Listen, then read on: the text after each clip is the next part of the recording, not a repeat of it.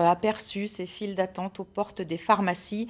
Des pharmacies qui font face à l'afflux de clients pour un test de dépistage au Covid-19.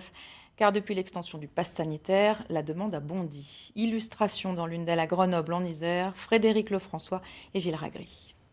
Une fois que c'est fait, le mouchoir dans la poche, 200. le masque sur la bouche. Dans cette pharmacie du centre-ville de Grenoble, on réalise jusqu'à 200 tests antigéniques par jour.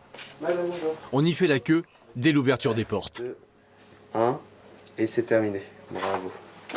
J'ai mon train là dans quelques minutes et je suis obligée d'en faire un parce que mon pass sanitaire est bon le 13, donc dans 2 jours. Et puisqu'apparemment les contrôles ont été renforcés. Le protocole est bien rodé.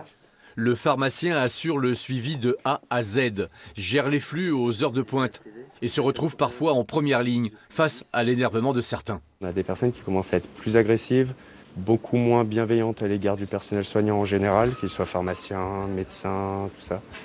Et il nous reste, on va dire, les antivax purs et durs qui ont besoin d'un pass sanitaire toutes les 72 heures et qui n'ont pas envie d'attendre 1 heure pour avoir ce pass sanitaire.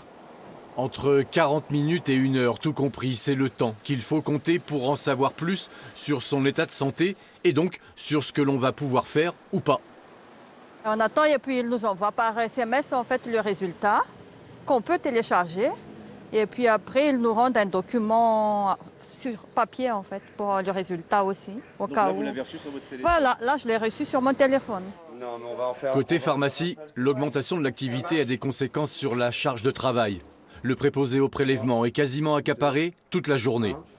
Et c'est terminé. Pour assouplir son rythme, il faudrait une personne en plus. Encore faut-il la trouver. Et ressortir à Quand vous essayez de trouver des étudiants ou du personnel intérimaire, il faut reconnaître qu'en pharmacie, c'est le plein emploi et la plupart préfèrent aller dans les centres de vaccination où c'est très grassement payé que venir se faire insulter, se faire agresser en pharmacie pour mettre des cotons-tiges dans le nez.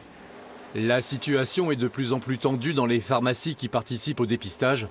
Au maximum de leur capacité, il en faudrait peu pour que de très occupées, elles ne passent à complètement déborder.